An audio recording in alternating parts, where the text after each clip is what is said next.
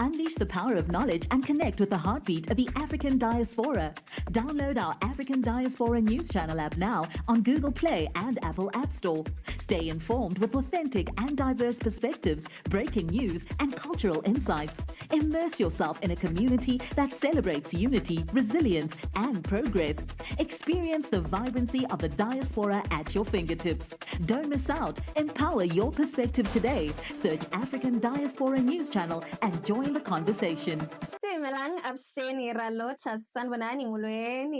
My name is Naledi Mfoloe, and it is my absolute pleasure to welcome you to the latest edition of the African Diaspora News Channel, where we unravel the stories that shape our world and our communities.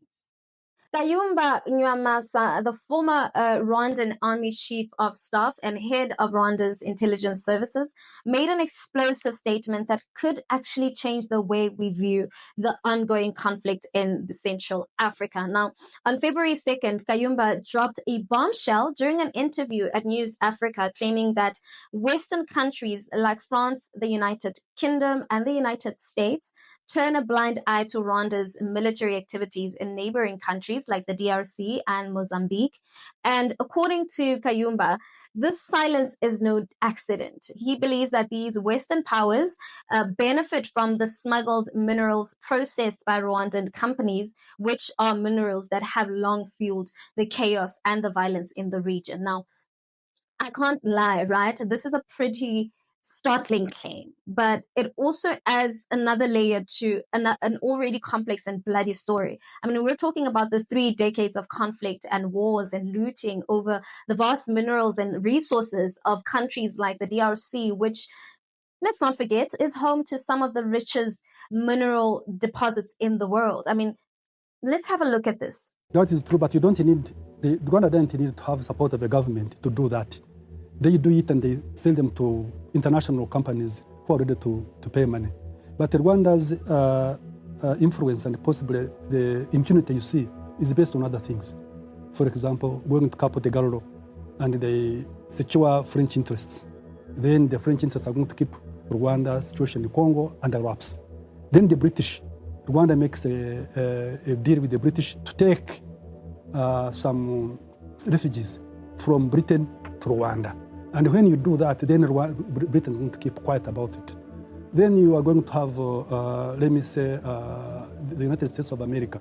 Rwanda does certain actions which possibly Americans feel helps them in let me say, Central African Republic, where Rwanda is deployed and the Russians are deployed in there. And then definitely the Rwandans are there and maybe they talk to the Americans for whatever reason. So these things go on like that. But Rwanda has been taking Congolese resources really for a long time. Was it even during your 10 years Chief of Staff? Yeah, How did you guys do it? Yeah. How did you do it during your time as the Chief of Staff? So it's not the soldiers who do it. Mm-hmm. It is the civilian Rwandan companies, Crystal Ventures and others who do it. What the soldiers do is that for them, they just capture the area. And no soldier in Rwanda, by the way, they are very disciplined soldiers. The Rwandan soldiers are very disciplined, very well trained, and extremely professional. They don't go into mining, never.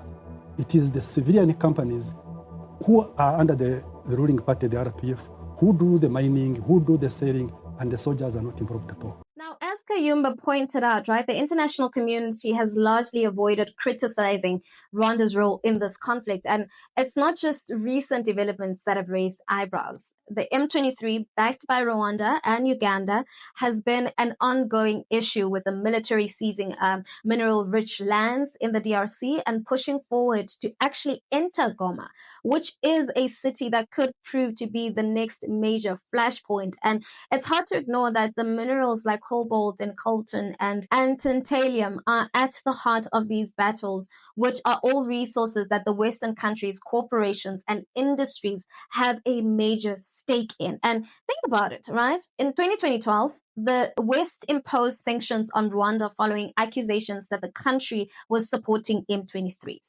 Yet, since then, we've seen a shift, and which is Rwanda's role has gone largely unmentioned, and international reactions have been lukewarm, to say the least. Now, let's talk about the looting, right? Because I believe this is where the historical context gets important. Now, Kayumba refers to the earlier days of this conflict going back to 1998, when soldiers from Rwanda and Uganda and Burundi and the rebel group, the RCD, raided and emptied DRC's warehouses. And the plundering has been a constant feature ever since then. And let's be honest, it's hard to buy the narrative that Rwanda and the M23 are intervening in the DRC only to protect the marginalized Tutsis.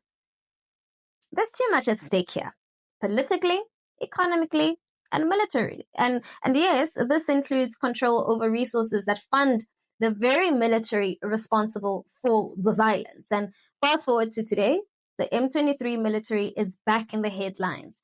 And since the resurgence in 2021, they've displaced hundreds of thousands of people. Even in Rubaya, where the M23 captured in 2024, the military has set up an operation generating around $300,000 monthly from just taxes on tantalum mining. And that's not pocket change by any means. It's a clear indication of how financially lucrative these operations are.